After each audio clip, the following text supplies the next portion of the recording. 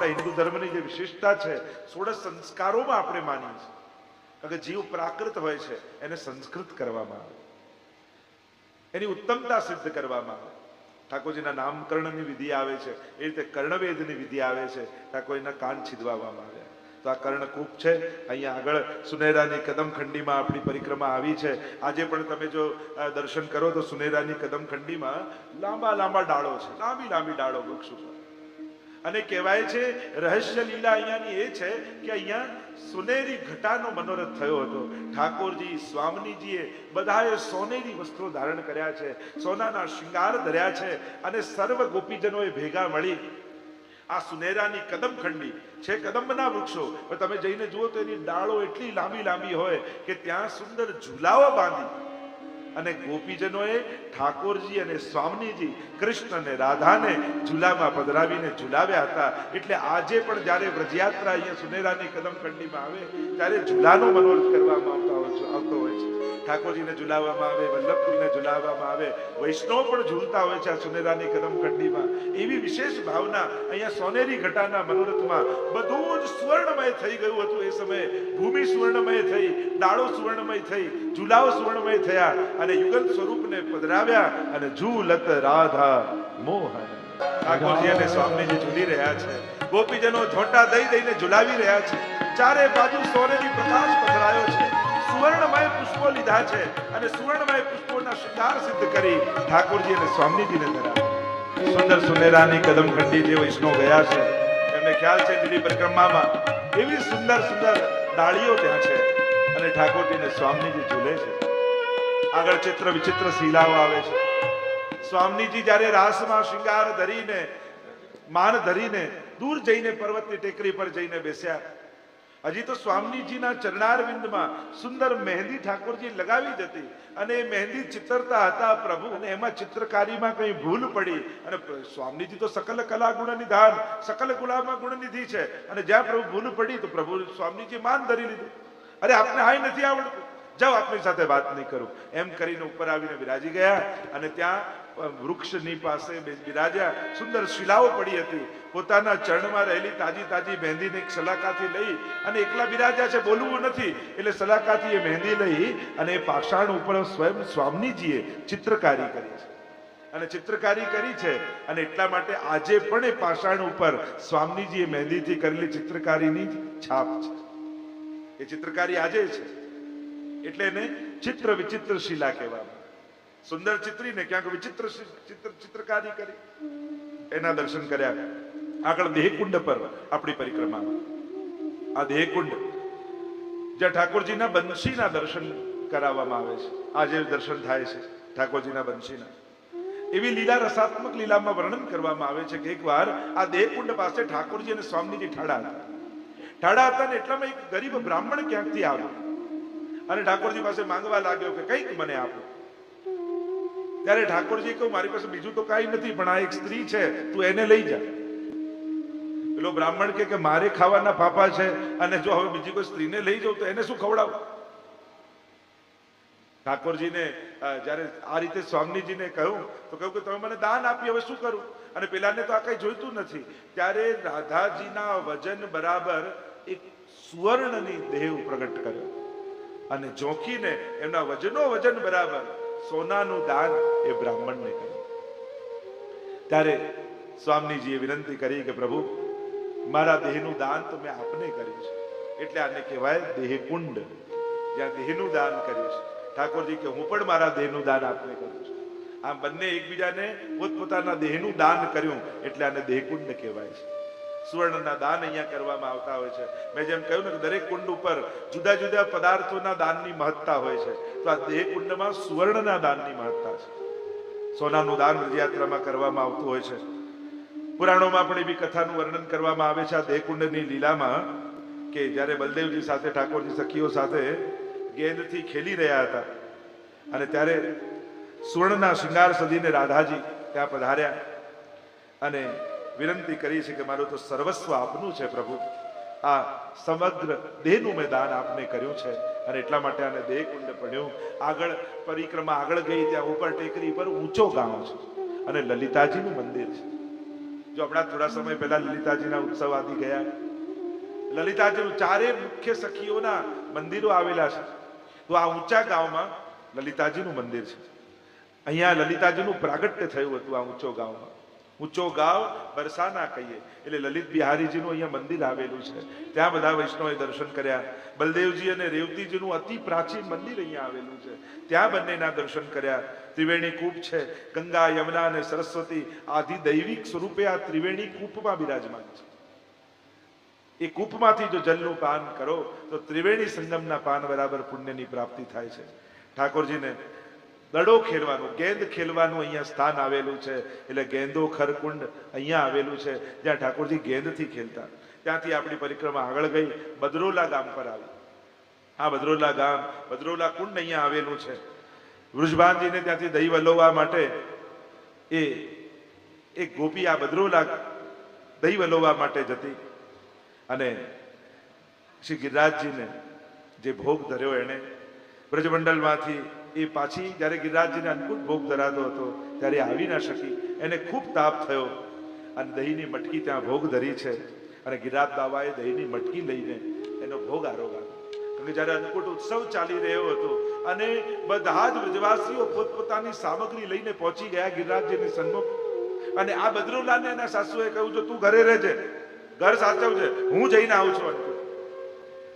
ત્યારે આની બહુ તત્પરતા હતી કે અરે ગિરિરાજ બાબા પ્રગટ સ્વરૂપે આજે સામગ્રી આરોગવાના છે અને મારે ઘરે રહેવાનું. એને ખૂબ તાપ થયો અને બધા જ ગિરિરાજજીની સન્મુખ ઉભા છે. ગિરિરાજજી તો શૈલોસ્મી કહી 1000 હાથની બધાની સામગ્રી આરોગી રહ્યા છે. અને ઘરમાં રહેલી આ બદરોલા વહુને એવો તાપ થયો, અરે હું તો જઈ શકવાની નથી, લાવો ભાવના તો કરું. સુંદર દહીંભાત સિદ્ધ કર્યું અને દહીંભાત સિદ્ધ કરી નાનકડી પોતાની માટલી લઈ પોતાના ઘરમાં જ હાથ ઊંચો કરી ગિરિરાજ બાબાને વિનંતી કરવા લાગી, એ ગિરિરાજ બાબા, હું આપના સુધી આવી નથી શકતી, પણ હું એક ભાવ કરું છું કે મારી આ રંજક સામગ્રી આપ આરોગજો. આજે બ્રજવાસીઓ ઉપર કૃપા કરવા માટે આપ પ્રગટ થયા છો તો મારી આ સામગ્રી પણ સ્વીકારજો. અને ત્યારે એમ કહેવાય છે કે ગિરિરાજ બાબાએ પોતાનો હાથ લાંબો કર્યો, લાંબો કર્યો, લાંબો કર્યો, છેક આ બદરોલા સખીના ઘર સુધી હાથ ગયો અને એની મટકી લઈ અને અહીંયા ગિરિરાજ બાબા પોતાના મુખમાં પધરાવવા લાગ્યા. અને પેલી સાસુ અહીંયા ઊભી હતી, એણે જોયું કે આ તો મારા ઘરનું માટલું છે, શું વહુ અહીંયા આવી છે, આ મટકી તો મારા ઘરની છે. ચોક્કસ મને કયા વગર અહીંયા આવી લાગે છે. દોડતા દોડતા સાસુ ગયા ઘરમાં અને જુએ તો પેલી વહુ બદરોલા 14 આંસુએ રડી રહી છે. અરે થયું શું, તું ત્યાં આવી હતી, આપણી મટકી મેં ગિરિરાજજીના મુખારવિંદ પાસે જોઈ, સાચું બોલ. ત્યારે પેલી ગોપીએ રડતા રડતા કહ્યું બદરોલાએ કે અરે ગિરિરાજ બાબાએ એવી કૃપા કરી, મને તો આપ મના કરીને ગયા હતા એટલે હું તો ન ગઈ, પણ ગિરિરાજ બાબા આપણા ઘરે પધારી અને આપણી સામગ્રીનો અંગીકાર કર્યો. એ ગોપીનું આ ગામ છે, એને બદરોલા ગામ છે, ત્યાં એનું સ્મરણ કરવામાં આવે છે. આગળ હવે આપણી પરિક્રમા આવી બરસાના. બોલો બરસાને વાલી કી જય. નામ જ છે ને બરસાના, બરસના, બરસાના.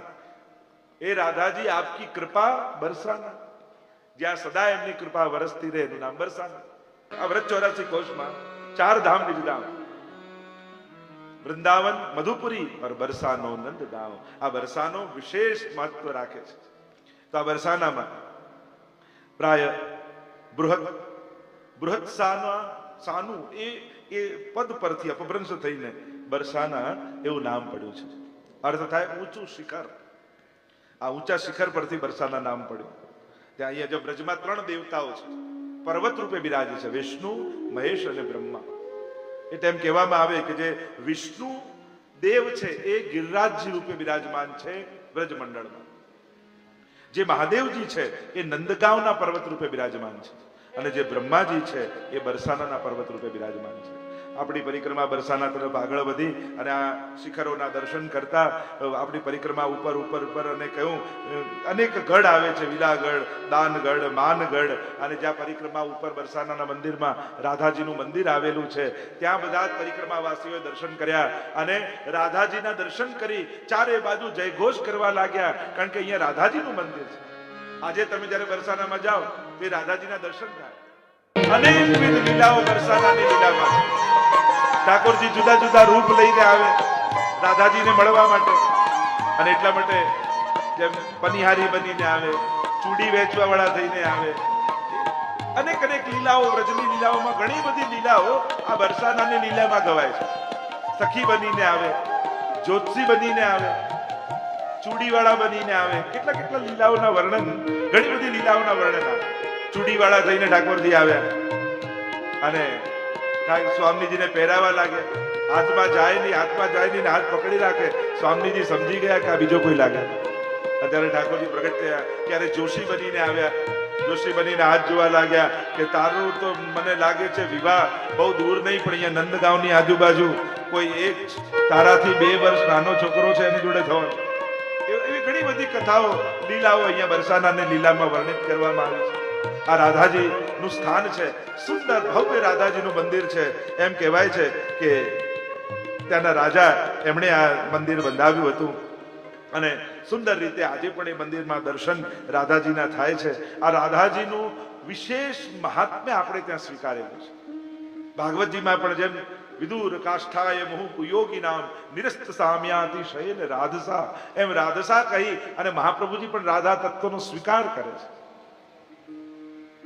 રાધનોતી સકલ કામાનિતિ રાધા, જે જીવની સકલ કામનાઓને સિદ્ધ કરી આપે એ રાધા છે. રાધાનું ઊંધું કરો તો ધારા થાય. ભગવત પ્રેમની ધારા એ જ રાધા છે. રાધા માટે ઘણી બધી વ્યાખ્યાઓ ને કથાઓ, ઘણી બધી ચર્ચાઓ કરવામાં આવી છે. પણ અમારા અષ્ટછા ભગવદીઓ રાધાજીનું એક વિલક્ષ સ્વરૂપ સમજાવે છે કે રાધાજીનું સ્વરૂપ શું છે. જેમ ઠાકોરજી સમગ્ર બ્રજનું સૌંદર્ય છે, એમ રાધાજી સમગ્ર બ્રજનો શ્રૃંગાર છે. પ્રગટ્યો બ્રજ કો સબ શ્રૃંગાર, એમ રાધાજીની બધાઈ ગવાય છે. प्रगट्यो ब्रज को सब श्रृंगार, प्रभु जो सुंदरता है, माधुर्य है ब्रज का, तो श्रृंगार राधा जी. चर्चाओ तो राधा जी पर घણી બધી ઘણા પ્રકારથી કરવામાં આવી છે અને સ્તોત્ર આદિ પણ ઘણા પ્રકારથી રચના કરવામાં આવી છે. આપણે તો રાધાજીના દિવ્ય સ્વરૂપને વર્ણન કરીએ. ઘણા સંશયો, ઘણી બધી શંકાઓ, રાધા અને કૃષ્ણ માટેની ઘણી બધી ચર્ચાઓ એ પ્રાચીન ભગવદીઓથી લઈ અર્વાચીન કવિઓ સુધી. કારણ કે કોઈ પણ સાહિત્યકાર હોય એ રાધા અને કૃષ્ણના પ્રેમથી અછૂતો ન રહી શકે. એની કલમ ત્યાં પહોંચે જ કરે. કારણ કે એ રસનું મૂર્તિમંત સ્વરૂપ આમનો પ્રેમ. ઘણા લોકો કહે ને કે રાધા અને કૃષ્ણનો સાથે કેમ ન રહ્યા, ઘણા કે વિવાહ કેમ ન થયા. તો વિવાહની પણ કથા છે. આપણે ત્યાં ઠાકોરજીના 3 પ્રકારના વિવાહના ઉત્સવ થાય છે. આગળ સંકેત વનમાં આવશે, આપણે ચર્ચા કરીશું. તો રાધા અને કૃષ્ણના પણ વિવાહની કથા આવે છે, એનો પણ એક ઉલ્લેખ છે. પણ ઘણા કે ભેગા કેમ ન રહે? કારણ કે પ્રેમના 2 કાંઠા છે, તૃષા અને તૃપ્તિ. કિનારાઓ અલગ રહીને ઝરણને જીવતું રાખે, અલગતા આપણી સ્મરણને જીવતું રાખે. 2 કાંઠાઓ ભેગા થઈ જાય ને તો ઝરણ વહેતું અટકી જાય. એ ઝરણને વહેતા રાખવા માટે કાંઠાઓને અલગ રહેવું જરૂરી છે. એમ રાધા અને કૃષ્ણ પ્રેમના 2 એવા કિનારાઓ છે, જો ભેગા થઈ જાય તો પ્રેમનો પ્રવાહ અટકી જાય.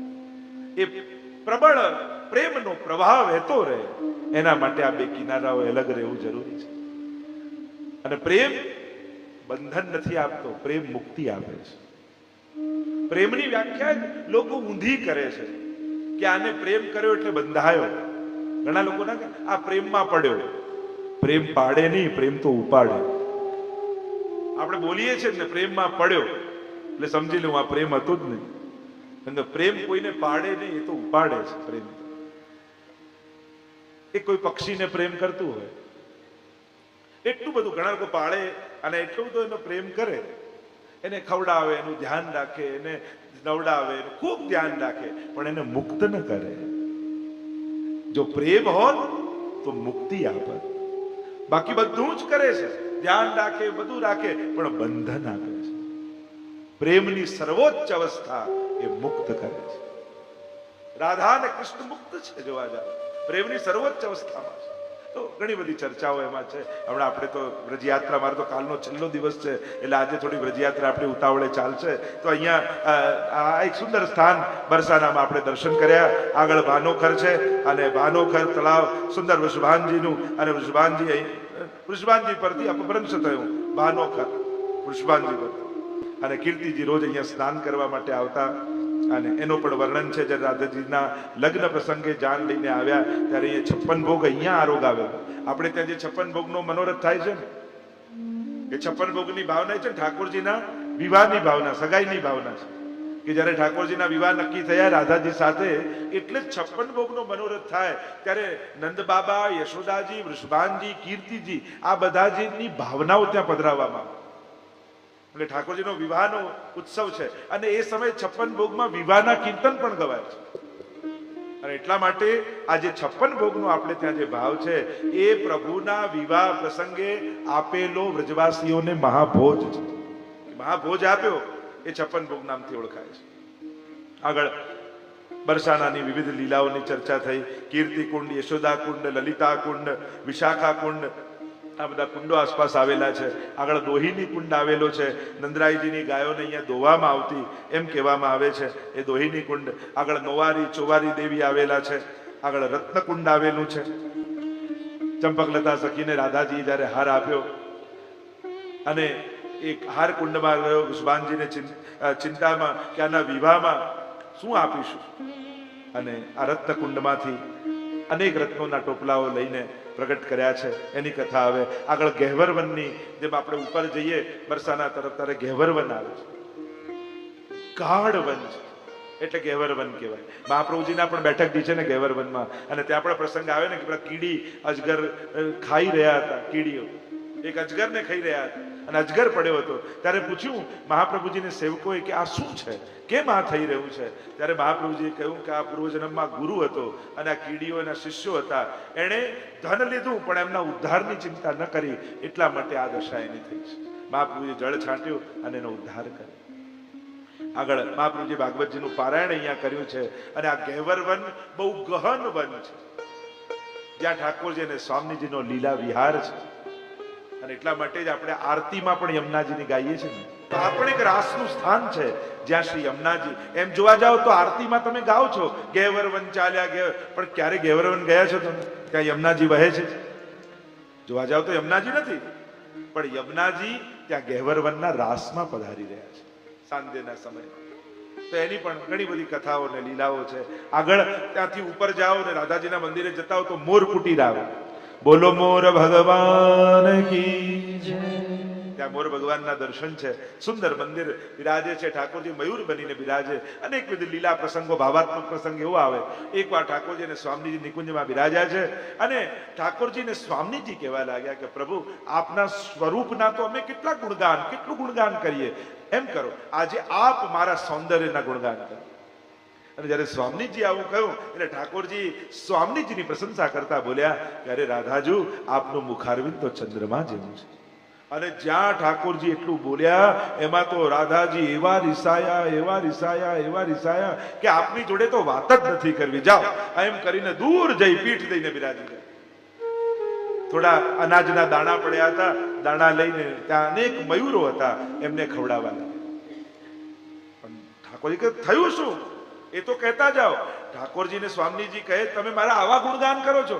મારું મુખ ચંદ્રમા જેવું છે, ચંદ્રમામાં તો કાળા કાળા દાગ છે, શું મારા મુખ પર કાળા દાગ છે? આ તો ગુણગાન છે કે અપમાન છે મારું? જાઓ, આપણી જોડે વાત જ નથી કરવી. ચંદ્રમાની તો કલા વધે અને ઘટે, તો શું મારા મુખની શોભા એવું છે ક્યારેક ઘટી જાય ને ક્યારેક વધી જાય? ચંદ્રમાને તો પોતાનો પ્રકાશ નથી, સૂર્યના પ્રકાશથી પ્રકાશે છે, તો શું મારામાં કઈ તેજ જ નથી? આપણી જોડે વાત જ નથી કરવી. માન ધર્યું અને સ્વામીજી દૂર જઈને બિરાજી ગયા. એક પાષાણની શિલા હતી, એની ઉપર બિરાજી ગયા અને મોરને દાણા નાખવા લાગ્યા. ઠાકોરજી વિચાર કરે કે કેમ કરીને મનાવવા? પ્રભુને યુક્તિ સુધી. પ્રભુએ એ સમયે મયુરનું રૂપ ધારણ કર્યું, મોરનું રૂપ ધારણ કર્યું. અને મોરનું રૂપ ધારણ કરી પોતાના પીછા ફેલાવી કેવો કરી સુંદર નૃત્ય કરવા લાગ્યા. સ્વામીજી અનેક મયુરો હતા, પણ એવું સુંદર નાચી રહ્યા છે આ મોર, જે મોર બનીને પ્રભુ આવ્યા છે. રાધાજી દૂરથી જુએ કે બધા મોર બરાબર, પણ પેલો મોર બહુ સુંદર છે. પીછા ફેલાવીને નાચે અને પાછા નાચ્યા પછી ધીમે પગલે આગળ આવે અને રાધાજીના શ્રેષ્ઠમાંથી દાણો લઈ અને પાછા દૂર જાય, પાછા પીછા ફેલાવીને કેવો કરીને નાચવા લાગે. રાધાજી કે આ મોર કેટલો સુંદર છે. પાછા ધીમે રહીને ધીમે પગલે આવે અને પાછા હાથમાંથી દાણા લે, પાછા દૂર દઈને નૃત્ય કરવા. રાધાજીને એટલો આ મોર ગમ્યો, એમને થયું કે હવે મારી નજીક આવશે ને તો આને પકડી લઈશ. અને ઠાકોરજી જ્યાં દાણો લેવા માટે નિકટ આવ્યા, રાધાજીએ પકડી લીધા અને જ્યાં પોતાના બાહુમાં પકડ્યા ત્યાં ઠાકોરજી પોતાના મૂળ સ્વરૂપમાં પ્રગટ થઈ ગયા. બોલો મોર ભગવાન કી જય. અને જોતાની સાથે રાધાજીનું સર્વમાન હરાઈ ગયું અને મહારાષ્ટ્રમાં રાધાજી પધાર્યા. તો આ મોર બનીને રાધાજીને અહીંયા રીઝવ્યા, એટલે મોર સ્વરૂપે ઠાકોરજી અહીંયા વિરાજે છે. એટલે મોર કુટીર અહીંયા છે અને મોર ભગવાનના દર્શન છે. આગળ બેઠકજી બિરાજમાન છે મહાપ્રભુજીના. 7 દિવસ ભાગવતજીનું પારાયણ કર્યું, જે અહીંયા ગેવરવનમાં, અને મહાપ્રભુજી પણ પોતે અહીંયા પર્વત પર બિરાજમાન છે. આગળ દાનગઢ અને સાંકડી ખોર આવે છે. ત્યાંથી તમે પાછળ ઉતરીને આવો તો સાંકડી ખોર છે. ખોર એટલે પાતળી ગલી, અને એમાં પણ ખોર તો છે, અને એમાં જો કારણ કે ખોર છે, માર્ગ છે, પથ છે, ગલી છે, જુદા જુદા નામથી ઓળખાય, જુદા જુદા પ્રકારે ના કહેવાય. તો 2 પર્વત છે, એક ગૌર છે, એક શ્યામ છે. સાંકડી ખોર જે ગયા છે એમને ખબર છે, જ્યારે પણ વ્રજ યાત્રા હોય ત્યારે દાનનો મનોરથ અહીંયા થાય. એકદમ પાતળી ગલી, એક જ જણ નીકળી શકે. 2 પર્વતની વચ્ચે નાનકડી જગ્યા અને નાનકડી ગલી. આજે પણ દાનની પીછવાઈ તમે જુઓ તો 2 પર્વત હોય અને ગોપીઓ વચ્ચેથી જતી હોય, એ પીછવાઈમાં દર્શન થાય. એટલે માથે મટકી લઈ અને ગોપીઓ નીકળે મથુરા દહીં વેચવા માટે, અને ઠાકોરજી ગિરિરાજજીની ઉપર ઠડા થઈ ગયા. પર્વતની ગોવર્ધન કી શિખર તે મોહન દીની ટેર. સાંકડી ખોર પ્રેમની ગલી, પ્રેમ ગલી અતિ સાંકરી, તામે દો ન સમાય. આમાં તો એક જ જણ જઈ શકે. અને ઉપરથી પ્રભુ ટેર દે, અંતરંગ સો કહત હે ગ્વાલિન રાખો ઘેર, નાગરી દાન લીલા. અને ઠાકોરજી ઉપરથી દોડતા દોડતા દોડતા આવે અને ગોપી જ્યાં માથે મટકી લઈને જતી હોય, સીધી મટકી ઉપાડે અને ભાગે. મેરી ભરી મટુકિયા લે ગયો. કેટલા દાનના પદો. અને ઠાકોરજી ક્યારેક તો વેત્ર લઈને રસ્તામાં ઉભા રહી જાય, છડી લઈને રસ્તો રોકીને. ક્યાં જઈ રહ્યા છો? શું છે મટકીમાં? કે દહીં છે. ક્યાં લઈ જાઓ છો? આ વ્રજનું દહીં તમે ક્યાં લઈ જાઓ છો? કે અમે વેચવા જઈએ છીએ મથુરામાં. અરે તમને ખબર છે વ્રજનો રાજા હું છું. આ રસ્તા ઉપર નીકળો, આ રસ્તો મારો છે, આમાં તમારે કર આપવું પડે, પછી જ જવા મળે. અરે તારા બાબાના ચેલ નોકર છીએ, તને શેનો કર આપવાનો હોય? આ તારો રસ્તો કઈ બાબાનો છે? અને ઠાકોરજી અનેક પ્રકાર, ઠાકોરજી આમ દાણ લીલા કરી ભક્તો પર પોતાનો અધિકાર જતાવે છે. વ્રજનો હું રાજા છું અને હું તમારો છું, તમે મારા છો. તમે તો મારા છો, તમારું જે છે એના પર પણ મારો અધિકાર છે. આમ દાણ લીલાની સુંદર લીલા. આજે પણ જયારે વ્રજયાત્રા હોય ત્યારે જે વલ્લભકુલે વ્રજયાત્રા ઉપાડી હોય એમને ગોપી બનાવવામાં આવે, અને બધા જ વલ્લભકુલના બાળકો ભલે ગમે તેટલા વડીલ હોય માથે ઓઢણી ઓઢે, દહીંની મટકી રાખવામાં આવે અને સાંકડી ખોરમાંથી પસાર થાય. અને જે રાજધારી વ્રજવાસી હોય એમાંથી કોઈ ઠાકોરજી બને અને એમના માથેથી મટકી મારી અને ફોડવામાં આવે, અને જ્યારે ફૂટે દહીં ત્યારે એ દહીં લઈ અને ઠાકોરજીને આરોગાવવામાં આવે, અને પછી ત્યાં દાન આપે બધા વલ્લભકુલને. એવું જે વ્રજયાત્રામાં ગયા હશે એમને ખ્યાલ હશે, આખી વ્રજયાત્રામાં આ રીતે દાનનો ઉત્સવ કરવામાં આવે. બોલો દાન વિહારી લાલ કી જય. આમ દાનનો પ્રસંગ. આગળ વિલાસકુંડ આવ્યું. યુગલ સ્વરૂપનું અહીંયા વિલાસ મંદિર છે, અને એ વિલાસગઢની બાજુમાં માનગઢ છે. આમ રાધાજીનું અહીંયા મંદિર આવેલું છે. માનગઢમાં રાધાજીએ માન ધર્યું હતું અને પ્રભુએ આ માન છોડાવ્યું. એવી લીલા માનગઢની લીલા છે. ચિકસોલી કરીને આવે છે ગામ, અને કૃષ્ણકુંડની નજીક ચિત્રલેખા સખીનું આ ચિકસોલી ગામ છે. રાધાજીની ચિત્રશાળા અહીંયા છે, અને એટલા માટે આનું ચિત્રશોલી છે. આગળ બરસાનાની હોળી આદિના દર્શન જ્યાં થતા હોય, લઠ્ઠમાર હોળી આદિ થતા હોય, ત્યાં પણ લોકો જ્યારે ફાગણ માસમાં જાય ત્યારે આખી એક માર્ગ છે, અને લઠ્ઠમાર હોળીના દર્શન પણ દર્શનીય હોય છે. એના પણ દર્શન કર્યા. આગળ આપણી પરિક્રમા કરહેલામાં ગઈ. કરહેલા ગામ છે. કહેવાય છે કે અહીંયાથી રાસલીલાની શરૂઆત થઈ, કે ઠાકોરજી અહીંયાથી કરહેલા, એના પરથી નામ પડ્યું કરહેલા. અહીંયાથી હેલો કર્યો, અહીંયાથી વેણુનાદ કરીને બધાને આમંત્રિત કર્યા કે આવો રાસમાં, એમ કહેવાય છે. એટલે આનું નામ પડ્યું કરહેલા. કૃષ્ણકુંડ ઉપર શ્રી મહાપ્રભુજીના બેઠકજી છે, શ્રી ગુસાઈજીના બેઠકજી છે, શ્રી ગોકુલનાથજીના બેઠકજી કરેલાની છે.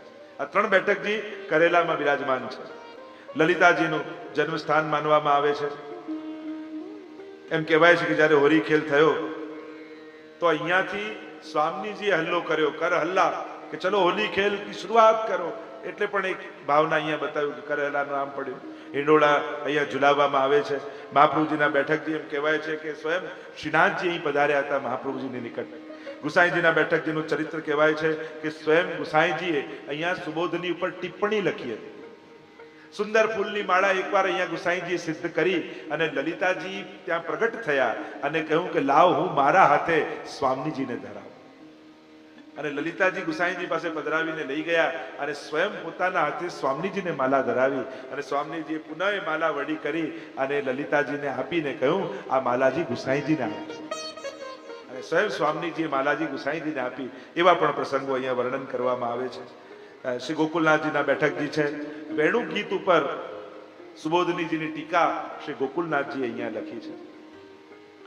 અને એવું વર્ણન વેણુ ગીતનું આ સમયે ગોકુલનાથજી અહીંયા કર્યું કે જેટલા વૈષ્ણવ શ્રવણ કરતા હતા એ દેહભાન બધા ભૂલી ગયા અને સાક્ષાત વેણુનાદનું શ્રવણ એ સર્વ વૈષ્ણવને થવા લાગ્યું. એવા આપે વચનામૃત કર્યા. એવી કથા અહીંયા કહેવાય છે કે વજ્રનાભજીની સમાધિ અહીંયા કરેલામાં આવેલી છે. પીળી પોખર સ્થાન છે. જ્યાં રાધાજીના વિવાહનું નક્કી કરવામાં આવ્યું ત્યારે રાધાજીની પીઠી અહીંયા ચોડવામાં આવેલી હતી. એટલે આનું નામ પડ્યું પીળી પોખર. કારણ કે અહીંયા જલ ને બધું પીળું છે. પોખર એટલે નાનકડું તળાવ, તો બધું જ પીળું છે. એટલે પીળું એટલા માટે થયું છે કે રાધાજીની પીઠી અહીંયા ચોડવામાં આવી હતી.